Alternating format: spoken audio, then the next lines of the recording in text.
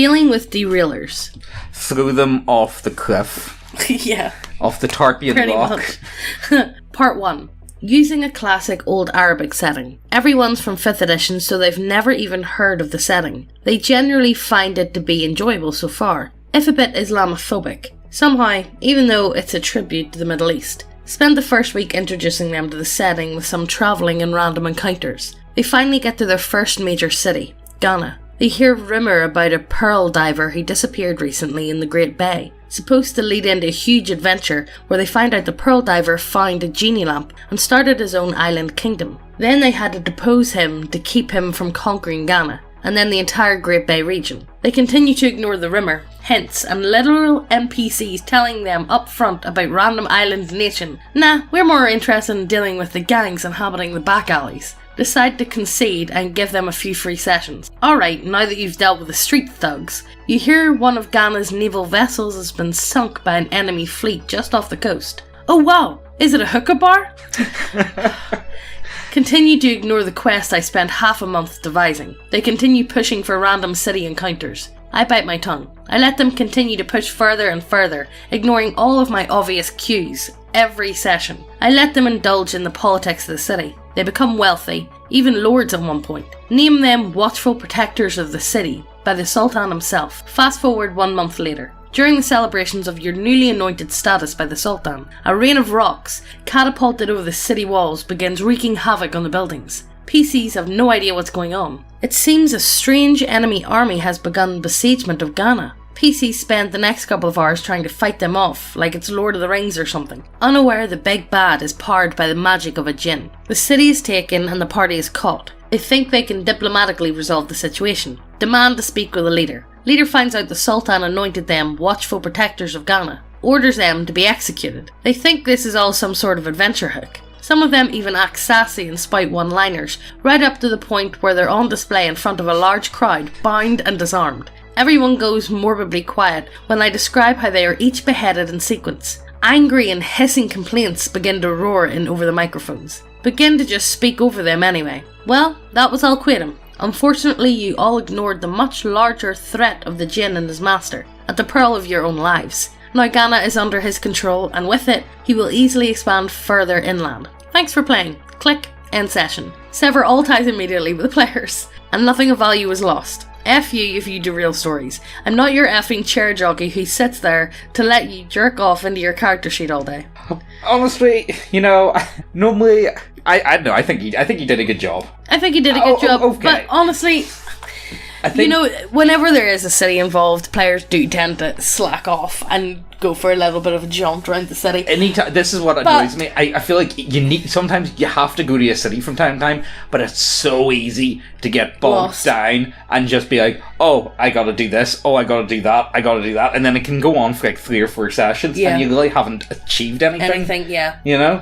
Overall, I've heard of worse, but again, at the same time, you really need to sit down and talk to the players, I think, beforehand, and let them know the basic gist, or not, don't give them the basic gist, but say to them what you want to do with the storyline. Yeah. You know what I mean? Don't tell them what's going to happen, but just let them know this is kind of what I've got in mind. If we could go in that direction, that would be great.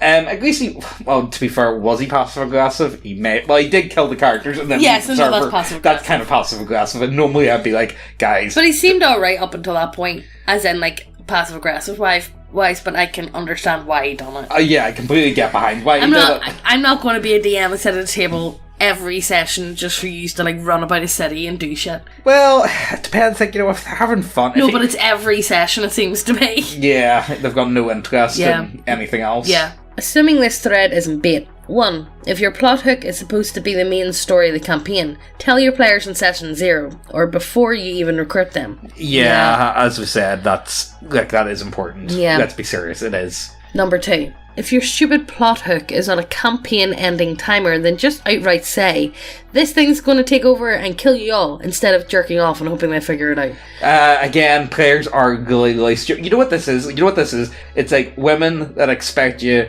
to know exactly what they're talking about, and they're just being passive. Megan, You know, there's like there is. Yeah, I'm not too bad. You're fine. I just come out and tell you, look, James, you done this wrong. You fucked up. Yeah, exactly. Like, come on. No, but there is lots of women out there that seem to think the men are like mind readers, and then they get really upset that you don't know psychic interactive. Yeah, exactly. Yeah, that's what my dad. Dad. What did again? Got the heard. He was drunk and he came in and he sat on the sofa. My mum was sitting. Now this is back when you had like the old like Windows 95 like big chunky PCs. My mum was sitting at the PC playing solitaire, I think. And my dad came in drunk and they had an argument before he left, and he sat down on the sofa, and on the TV was like a psychic channel. My mum was watching it. My mum started the argument again. My dad just turned around to her and pointed his finger at her and started waving and going, psychic interactive. I meant to be psychic interactive. But it's true though. Let's be serious, guys. Like, he also called her a turd. That was the same argument. You're nothing but a turd. Yeah. That's one of the funniest arguments I've ever heard in my life. Every single resource about GMing, including years upon years of TG history, should have informed you beforehand that players never take the plot hook. You either tie the plot hook very directly and deliberately into the ass end of whatever players want to do, or you grow up and run with what they want.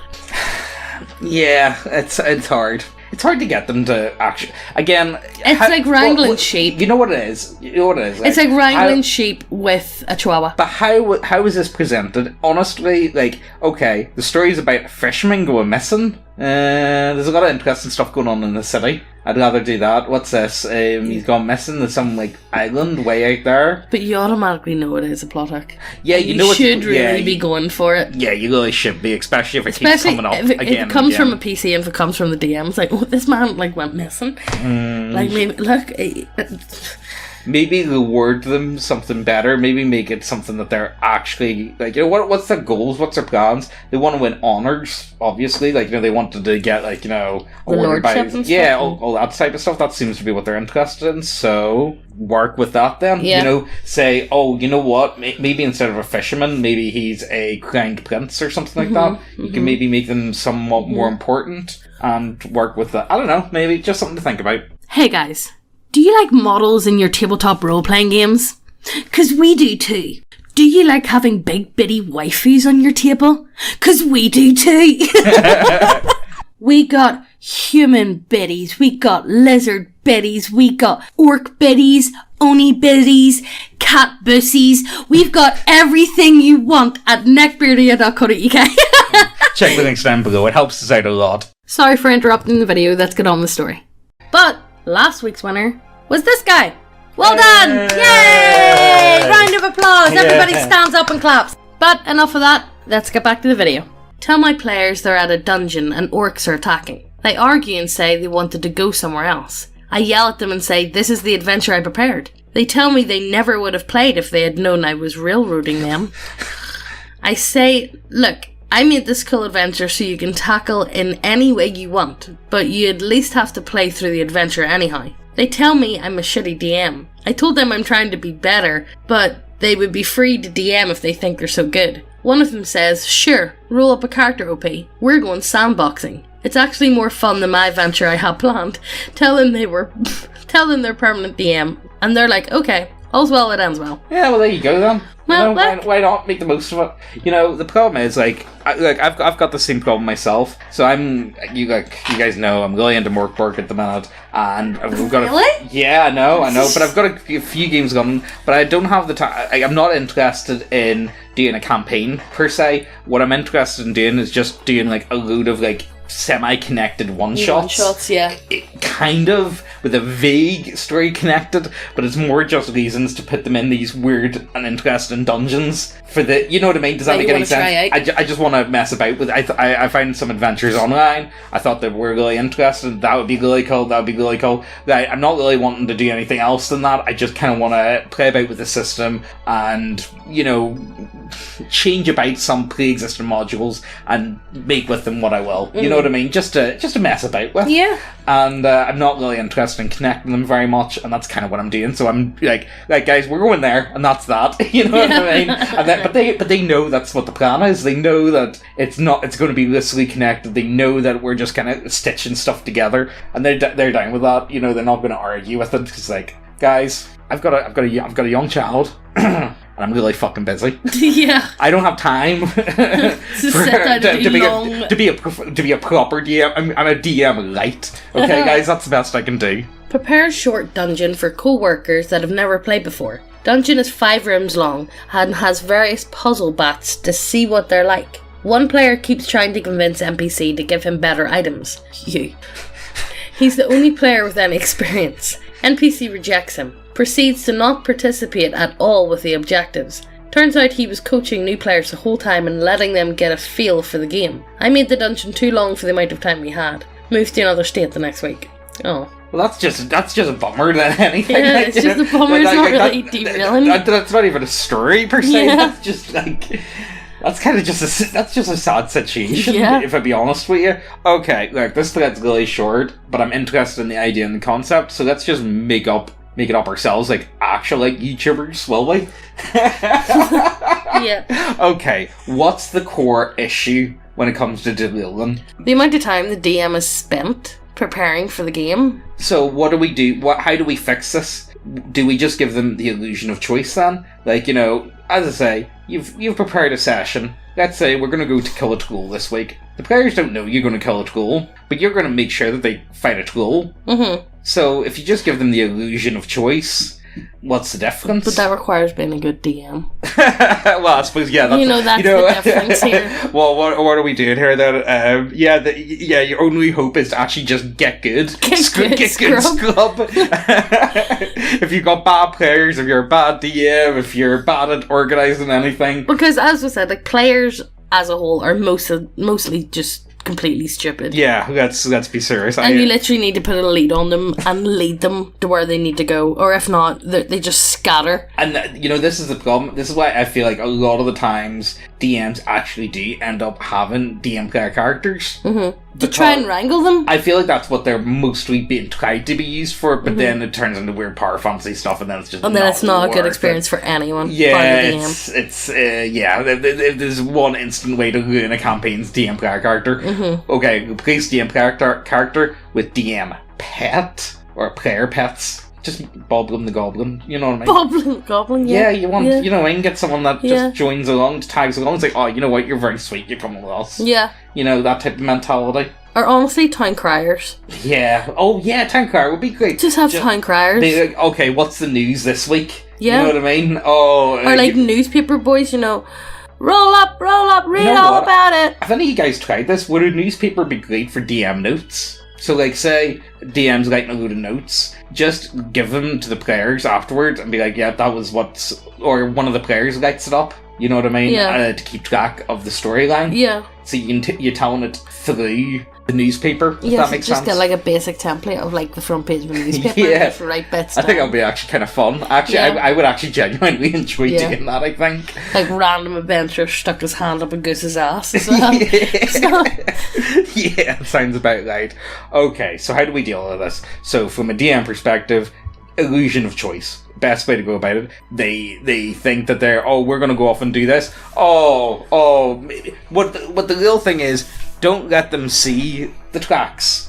Like, whatever you've prepared, whatever you've spent time working on is what's going to happen, but just don't let them actually work out. That's what it's going to happen. Yeah. You know what I mean? You give them the illusion of choice, but, like, you know what I mean? You get what I'm trying to say. Yeah. Make them think that they're going with that, but they're actually not. How do you fix this from a player's point of view? Explain to the player beforehand. Yes, definitely. Session zero needs to be explanatory. Needs to be told. Look, guys, this is what This is the way I kind of want to go. Obviously, don't tell them everything, but this is kind of what I want to do. So whenever I try and feed you, listen to this. Some of this information. I don't expect you to go do it straight away, but listen to what I'm feeding you and go with it. Yeah. As much as you can. Yeah. And it'll make my life a lot easier when it comes to planning. And it'll make the game more fun. Yeah, overall, exactly. So. If you're giving me more time to be able to plan and prepare and work around you, it would be really great if you guys could just lean into that. Of course, if your characters have got any other goals or objectives, we can work on that as well. We can try and work that into we'll the game. kind of weave it in instead of completely... But once again, that requires communication, and apparently people don't communicate. Well, I've said it before. Or communicate too much. I've said it before, and I'll say it again. Role-playing games are a hyper-social game that attracts people with social skills. Mm-hmm. The joys! Yes. That and autism. Pretty much. Yeah. How else do you fix this? How else do you... And that is literally how you fix it. Honestly, just talking to people. Good communication skills. Honestly, good communication skills will probably fix a lot more in your life than just... Yeah, it's like one of the most important skills I think you can have, which is something that I'm genuinely terrible at a lot of the time. Yeah. But it is one of those very important life skills. It's more important than cooking. Mm-hmm. And honestly, cooking is something you have to do every single day. Mm-hmm. But oratory is something you have to do every single day as well. And the better you are at it, the more ahead you get within your life. Yeah, well, it'll this is what I don't get. People that dump charisma in their player builds, it's like, no, charisma is probably one of the most important stats you can have. Yeah. I think it is anyway. It's one that really lets you... It can get you out of a lot of crap. Yeah, it can. A lot of crap. It can. That and just be good looking. Look at Ted Bundy. Yeah, honestly, if Ted Bundy can pull it off, you can too. I believe in you. And I don't mean pull it off in that way, guys. Like, the charisma. Same with, what's his name? Joe Gacy. No. I think, well, he got away with it for some amount of time. Yeah. Yeah, I don't know, guys. Ted Bundy's better. Ted Bundy is much better. Or what about, the worst one? What do you call that one? Jeffrey Dahmer. He's the worst one by far. He's the one that gives me the heebie-jeebies. Yeah. He's the one that I would definitely... Okay, if I find them in a dark alleyway... Team with Dennis Nielsen. Which one was he again? The Scottish one. Oh, yeah. Played by David Tennant. Oh, he was good. Yeah, he was good. I suppose that's not really the way you describe this these has people. Gone weird. Going to end the video now, talking about serial killers at the end of the video. How have you dealt with these situations? How have you worked around them? How have you been able to overcome these problems? Because I think this is something that everyone has dealt with at least once or twice. You've either been the perpetrator, or you haven't caught on, or you're being a bit passive aggressive, and it's very hard to deal with. Give me your ideas and concepts of how you've actually, because this is something that is just something that has to be dealt with from time to time. Pretty much. And it's just not easy. Let us know how you deal with it down below. And while you're down there, sale. We still have a sale on the website. Use SALE30 at checkout to get the 30% off your order. Oh, and we have you know loads what? Of new stuff. I know how to stop players from deleting. And I'm actually, by doing so, I'm deleting the end of the video. But what you need to do is, to stop people deleting, add in waifu characters. Well, unless they're from our website. No, yeah, the website. The only way this will work. The only way. Our website. They have to get them from our website. Nowhere else. I'm serious, guys. Yeah. But if you get a waifu character, right, and you put them in your game, and be like, oh, you need to come with me. Oh, you know what I mean? Good lord. My but you get what I'm trying to say. Guys, sex sells quite literally. Yes, but we don't only just sell waifus. We sell a lot of other stuff, and they're really nice models, so go and have a look. And yeah, leave your comments down below, hit subscribe, hit the notification bell so you get notified every time we post a video, and we'll see you in the next one. Bye!